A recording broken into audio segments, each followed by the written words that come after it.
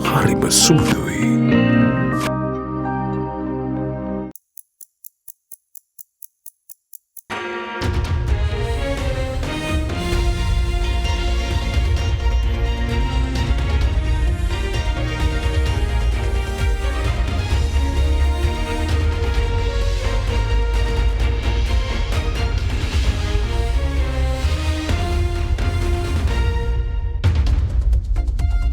Tonight on First at 9 this Thursday, the 19th of October 2023.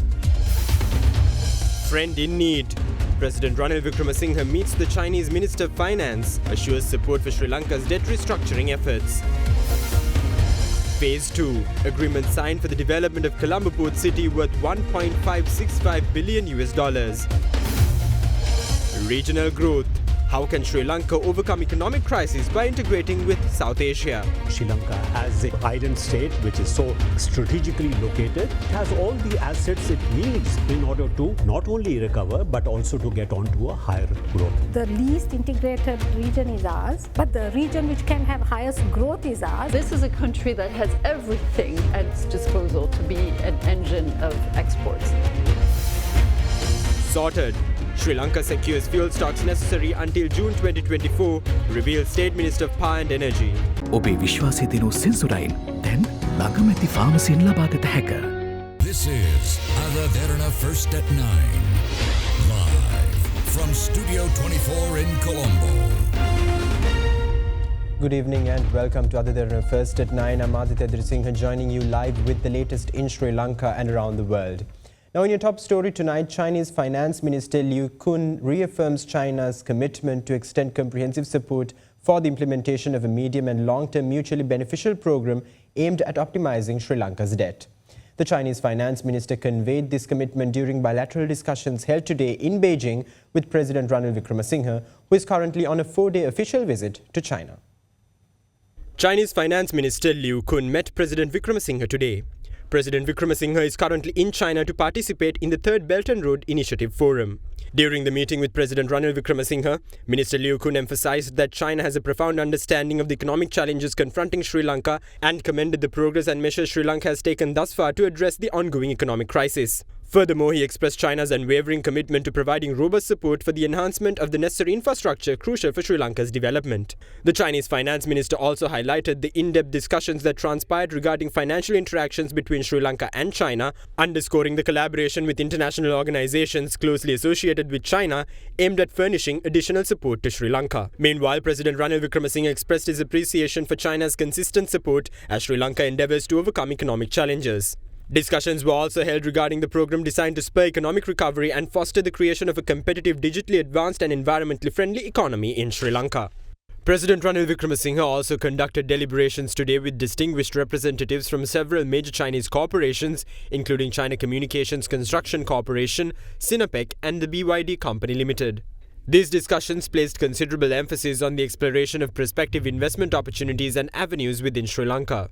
Discussions also focused on the development of the port city as an international financial center, the formulation of new financial regulations specific to the port city, and the establishment of judicial and arbitration mechanisms exclusively applicable to the port city. Furthermore, the dialogue covered topics pertaining to various sectors, including the electrification of Sri Lanka's transportation systems, electric vehicle assembly, and electric train services. The corporate representatives of China's top companies expressed their unwavering commitment to extending optimal support for the advancement of Sri Lanka's economy and to seize the investment prospects the country offers. Now with more news on China-Sri Lanka investment ties, a cooperation framework agreement was signed in Beijing recently between the Port City Economic Commission, China Harbour Engineering Company and Brown's Investments and Hunan Construction Investment Group for the Phase 2 development of the Colombo Port City project for $1.565 billion. The agreement was signed by the Port City Economic Commission Chairman Dinesh Virakodi, China Harbour Company Chairman Tan Chiao Liang, Brown Investment Director Kamanatha Amarasekara and Huan Construction Investment Group Chairman Kai Dian Wei. The 209-hectare area of the reclaimed land aims to attract investments worth $14 billion with its infrastructure development of the Phase 1 nearing completion. According to the officials of the port city of Colombo, the construction phase will result in $4.1 billion in locally sourced labor and materials, generating over 450,000 employment opportunities, of which over 400,000 will be for Sri Lankans. The estimated contribution to GDP from the construction stage alone is projected to reach $24 billion. Now, meanwhile, the Minister of Finance in a statement said the proposal by the ad hoc group of Sri Lanka bondholders who submitted their own restructured process related to Sri Lanka's international bonds has not received a favourable response. It further said the authorities and their advisors intend to take the necessary time to consider the proposals and assess its compatibility with the parameters in Sri Lanka's IMF-supported programme. The authorities have already expressed to the bondholders' advisors their serious reservations about the construct of the macro-linked bonds proposed by the group and invited to further engage with the country's debt advisors under the existing NDAs to progress the matter in a reasonable and viable way.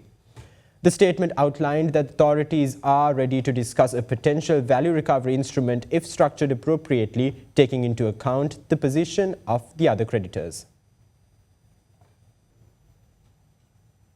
Now, meanwhile, State Minister of Power and Energy D.V. Chanaka says that Sri Lanka secured fuel stocks needed until June 2024, as many questions of possible fuel shortages looms amid the intensifying war between Israel and Palestine.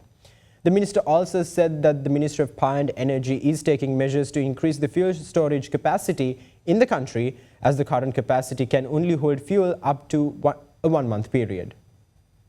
අපි ලබන අවුරුද්දේ ජුනි දක්වා අවශ්‍ය තෙල් ටික සිකුව කරගෙන ඉවරයි. ඒ වගේම පළවෙනි වතාවට ලංකාවේ ඉතිහාසෙම අපි ඩොලර් මිලියන 200ක රිසර්ව් එකක් මේන්ටේන් කරගෙන යනවා අපිට අවශ්‍ය තෙල් ටික ලබා ගන්න. පහුගිය අවුරුදු එකහමාරකට කලින් ප්‍රීමියම් එක වැඩි වෙන්න හේතුව තමයි ස්ථාවර ඩොලර් ප්‍රමාණයක් CPC එක හමුවේ තිබුණේ නැහැ. ඒකේ හින්දා රිස්ක් ඉන්ෂුරන්ස් එකක් මේකට ඇතුල් වුණා. මේ රිස්ක් ඉන්ෂුරන්ස් එකත් එක තමයි ප්‍රීමියම් එක වැඩි වුණේ. හැබැයි අපි ඩොලර් මිලියන 200ක රිසර්ව් එකක් මේන්ටේන් කරගෙන යෑම සප්ලයර්ස් ලගේ විශ්වාසය ඇතිවීමත් එක්ක ප්‍රීමියම් එක 3 දක්වා අඩු කරගන්න හැකියාව ලැබිලා තියෙනවා. ඊට තියෙන විශාලම ප්‍රශ්නය තමයි අපේ ස්ටෝරේජ් ෆැසිලිටිස් අපිට තියෙන හරියටම මාසයකට අවශ්‍ය ප්‍රමාණය තමයි අපිට ස්ටෝරේජ් ෆැසිලිටි එක තියෙන්නේ. අපි දන්නවා මෙන්න මේ කාලේ තෙල් වැඩි වෙනවා කියලා. හැබැයි අපිට උඩරිම ඕඩර් කරන්න පුළුවන් වෙන්නේ සමහර වෙලාවට මෙට්‍රික් ටන් ලක්ෂයක් පමණයි. ඒක හින්දා ස්ටෝරේජ් ෆැසිලිටිස් වැඩි කරගන්න අවශ්‍ය ප්‍රොකියුමන්ට් දැන් කරගෙන යනවා. පසුගිය කාලේ සයිනොපෙක් ඒ තෙල් ආනයනය කිරීමෙන් විතරක් අපේ රටේ මේ වෙලාවේ ඩොලර් මිලියන 40ක සේවින් එකක් අපිට ලබාගෙන තියෙනවා. සිනෝපෙක්කුත් එක්ක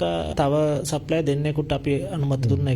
ඒගොල්ලෝ කවද්ද දැන් පටන් ගන්නෙ? දැනට RM පාක් සමාගම අපිට ඩිපොසිට් එකක් තියලා තියෙනවා $1 million, $2 million ලයිසන්ස් ෆී එකක් ගෙවන්න ඕනේ. එතුමන්ලා දැනුම් දීලා තියෙනවා ඉදිරි සතිය ඇතුළත ඒ ලයිසන්ස් ෆී එක ගෙවනවා කියලා. ඒ ලයිසන්ස් ෆී එක ගෙවලා දවස් 45ක් ඇතුළත පළවෙනි ෂිප්මන්ට් එක ගේන්න ඕන. යුනයිටඩ් සමාගම යම්කිසි කාලයක් ඉල්ලලා තියෙනවා. එතුමන්ලා විවිධ අපෙන් ඉල්ලීම් කරලා තිබුණා ලංකාවේ ඩොලර් රෙමිට් කරන්න අවසර ඉල්ලලා. හැබැයි අපි ඒක ලබා දුන්නේ නැහැ. මොකද අපි මේක දෙන එකේ ප්‍රධානම අරමුණ උනේ පසුගිය කාලේ තිබ්බ ක්‍රයිසිස් එකට විසඳුමක් වශයෙන්. ඒ කියන්නේ ඒ රටේ ඩොලර් පාවිච්චි කරලා ලංකාවට තෙල් ගේන එක තමයි අරමුණ උනේ. ඒක සහ තරංකාරීත්වය වැඩි. ඒ අරමුණ දෙකෙන් පිටට යන්න අපි කටයුතු කරන්නේ. උන්ගේ ඩොලර් වලින් තමයි අවුරුද්දක් අනිවාර්යෙන් ගේන්න ඕන. Now, former Secretary of India Shyam Saran is of the view that Sri Lanka, which is located strategically, possesses all assets that are required to overcome the economic crisis and achieve high levels of economic growth. Speaking to Indivar Yamuwatha during a panel discussion themed Integrating with South Asia to Overcome Crisis and Seeking Lasting Sustainable Connectivity and Growth for the region in our current affairs program at Hyde Park on AdaDerana 24, the former Indian Foreign Secretary said Sri Lanka can take full advantage from India's growing economy due to its close proximity. Corporate leader Kasturi Raja Wilson said Sri Lanka's private sector can benefit from South Asian regional integration by removing trade barriers and negotiating borderless trade agreements, adding that even though South Asia is the region with the least integration, it possesses the potential to grow. Meanwhile, World Bank's Director of Regional Integration and Engagement of the South Asian region, Cecile Fruman, said Sri Lanka's infrastructure and the location of the port is ideal for the island nation to benefit from regional integration. What role do you think India can play here, not just to help Sri Lanka overcome crisis, but also to bring the region together to see collective growth? I think we should not be perhaps put in a somewhat pessimistic mood because of the crisis. Crises come and go, and I have no doubt that the fundamentals that Sri Lanka has as a transshipment hub, as a tourist destination, as an island state which is so strategically located, it has all the assets it needs in order to not only recover but also to get onto a higher growth. And in that respect, what we have been talking about amongst ourselves, how regional economic integration can really help not only Sri Lanka but other countries in South Asia to really see a kind of a realization of the tremendous potential which exists amongst the countries in the region. And I think Sri Lanka is very well placed to take advantage of that. My outlook as far as the future is concerned is quite positive. Is this South Asia integration really something that we can benefit from, speaking from a Sri Lankan point of view? Unlike other markets, this region and consumer businesses, the culture is embedded in how we operate, in what we eat or drink or use on our face. We knew we could play, we could win, and the markets were interesting. However, going in there, firstly we have to figure out how do you access the market. The barriers are high. We want FDIs, but the barriers are high in here, or for people to come in here, it's the operating environment is different. Then when we even find a way of going in market, say the tariff to export is high, you go in market. So everything takes time, and it's a lot of barriers and constraints in how to operate. But if you look at the least integrated region is ours, but the region which can have highest growth is ours. Each of us can compete differently and be attractive to different destinations and capabilities. We have such walls around us. So I struggle, but I still believe that's the place we would find growth. How can countries that are in so much debt really look forward to connecting for regional growth when within our countries we have so much of issues to address? The only way to get out of debt is with greater growth. So countries in the region that have high levels of debt, such as Sri Lanka, need to invest in growth. And we know that growth only comes with exports. And our view is that export-led growth generates jobs, it generates higher levels of productivity, higher levels of innovation. And this is a country that has everything at its disposal to be an engine of exports. You have excellent infrastructure, so if this country made the choice to really invest in exports, you have a magnificent port at your doorstep, which gives you access to the region first, but also to the rest of the world. Lots and lots of room for innovation, creativity, for value addition of agriculture, and also diversifying markets. So again, garments tend to go mostly to the EU, but what about the neighborhood? You have a huge market on your doorstep, India, Bangladesh. So how do you tap those markets? These are great markets on your doorstep.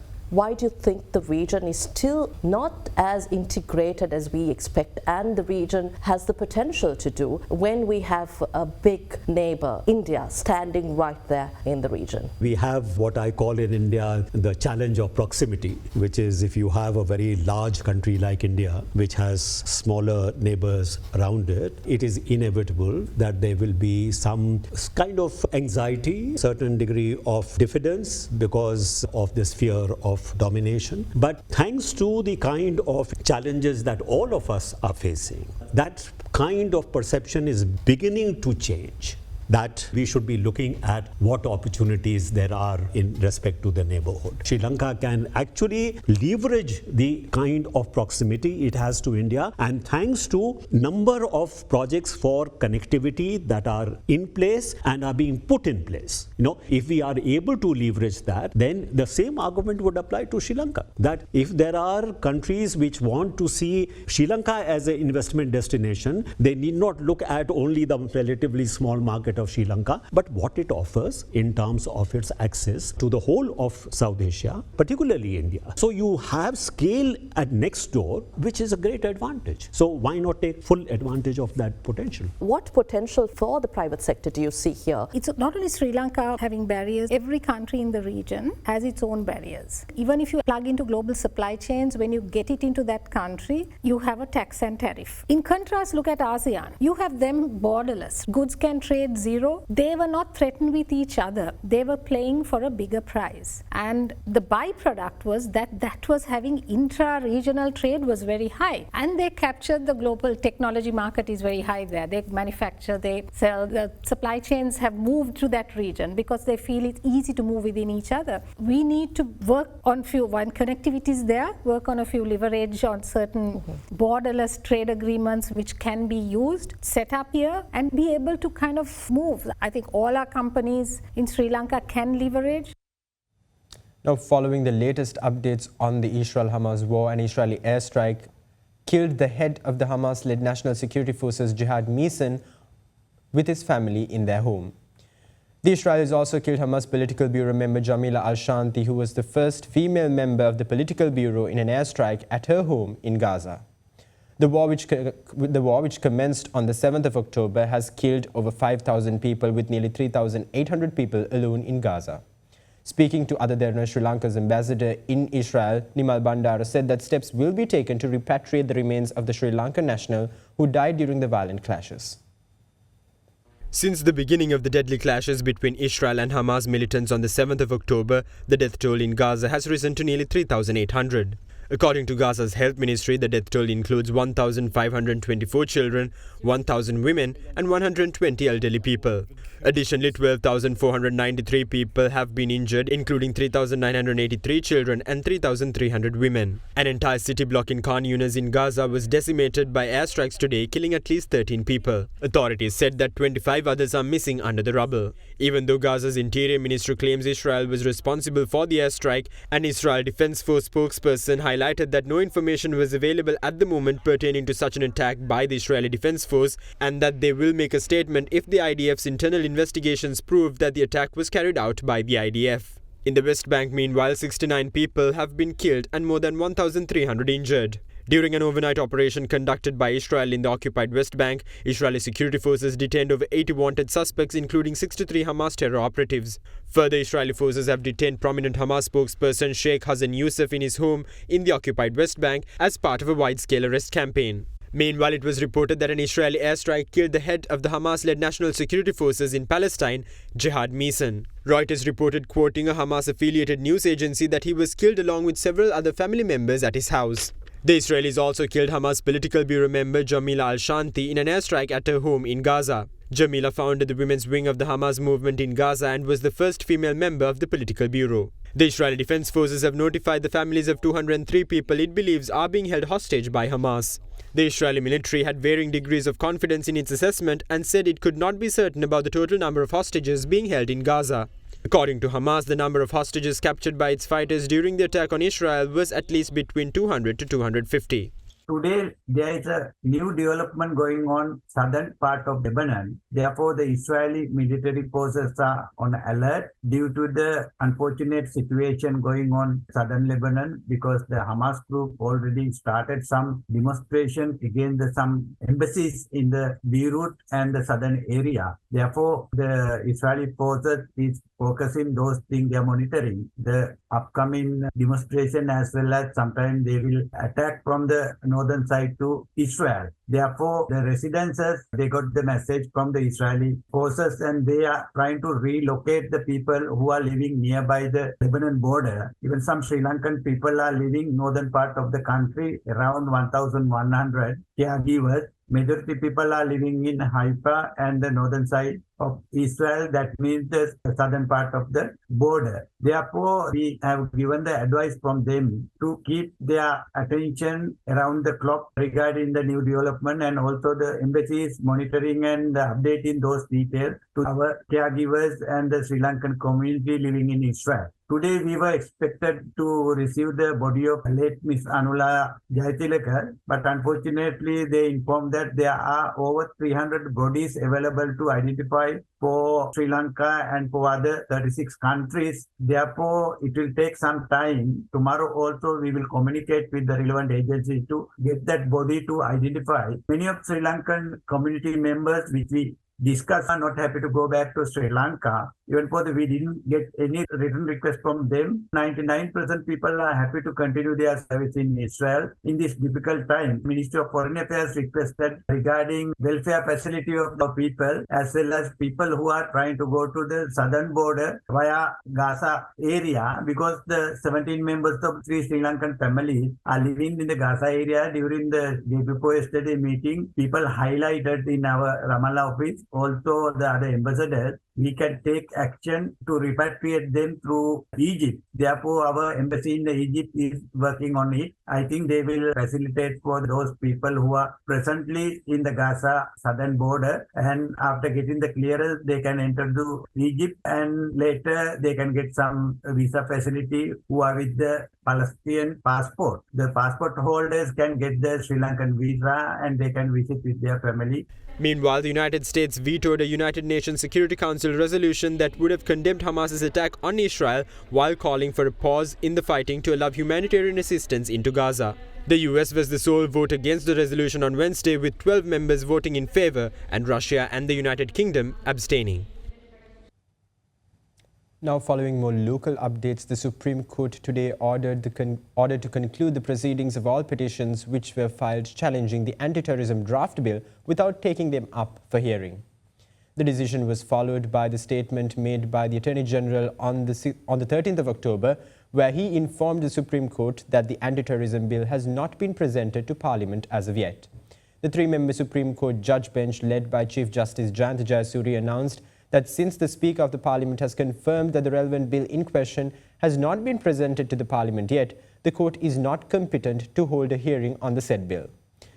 The relevant petitions against the bill were filed by a group including the National People's Power parliamentarian Harini Amarasuriya and Vijitha Herath.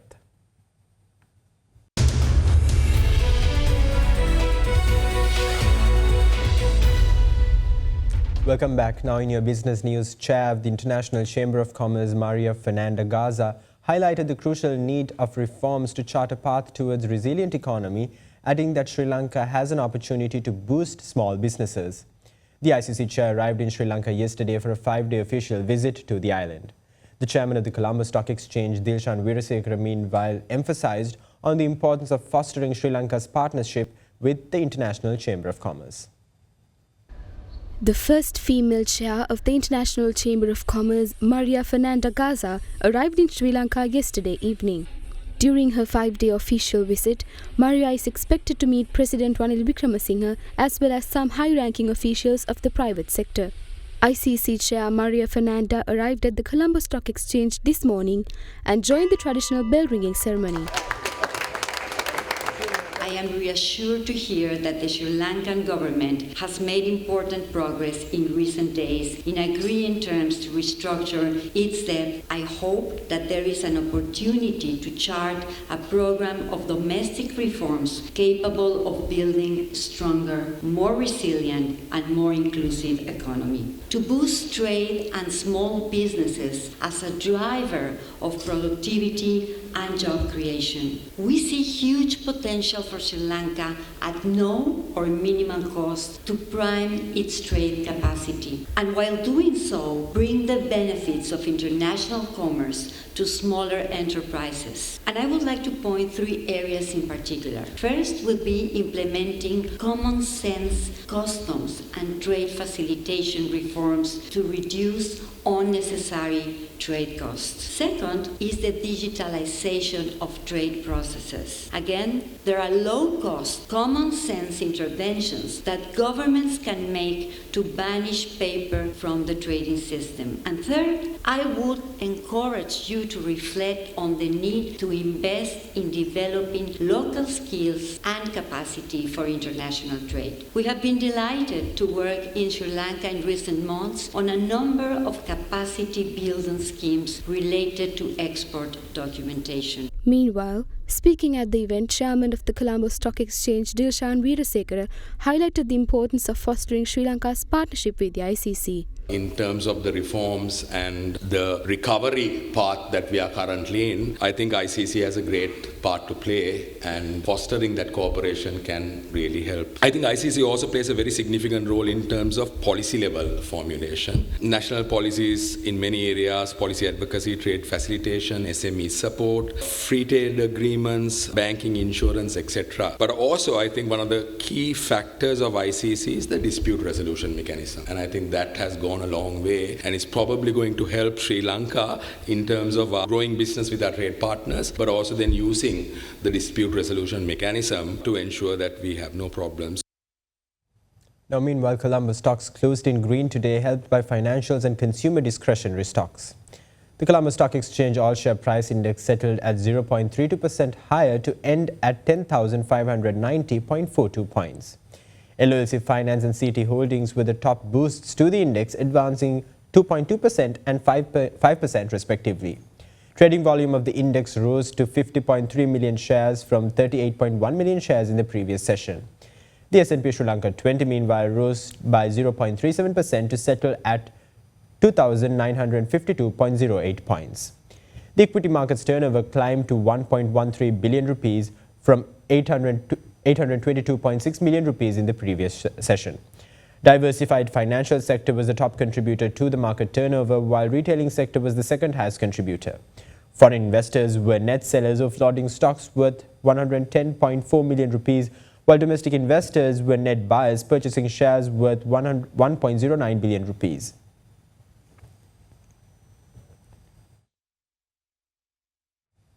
Now let's have a look at how the rupee traded against other major currencies of the world during the day.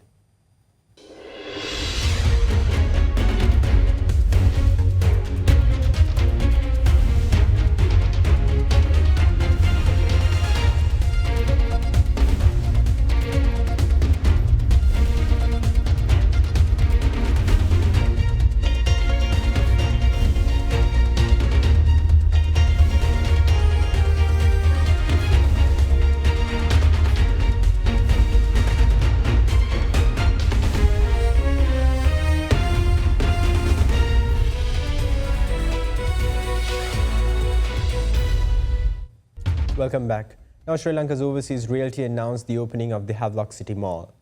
The group also said another addition to the mall will be opened in 2024. With that, let's take a look at today's corporate segment today. Havelock City Mall in Colombo 5, built by the Overseas Realty Ceylon PLC, opened its doors for the general public today. Spanning over 200,000 square feet, Havelock City Mall consists of 138 retail outlets. During the inauguration ceremony, officials also announced the opening of the Havelock City Mall's 1,000-seat 6-screen multiplex, along with an IMAX cinema in Sri Lanka next year. HEMAS partnered with Lanka Satosa to address the escalating plastic waste problem and promote sustainable living in local communities. Spearheaded by the HEMAS consumer brand sales team, consumers shopping at Lanka Satosa will be given a complimentary reusable eco-friendly bag upon purchasing HEMAS products. In the initial phase, 40,000 eco-friendly bags will be distributed across 440 Lanka Satosa outlets throughout the island. Eco bags will be strategically distributed to outlets based on their footfall, and the bags feature a unique barcode system enabling recurring discounts to incentivize people to reuse them. The Commercial Bank of Ceylon recently received the award for the Best Bank in Sri Lanka in 2023 from the US-based Global Finance magazine. This was during the 30th edition of the magazine's annual awards presentation, which took place at the Maydeen Theatre in Marrakesh, Morocco. This is the 21st occasion that Commercial Bank has won this title.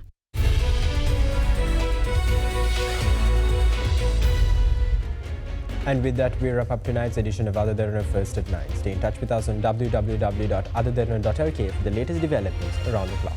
Thank you. Have a great night.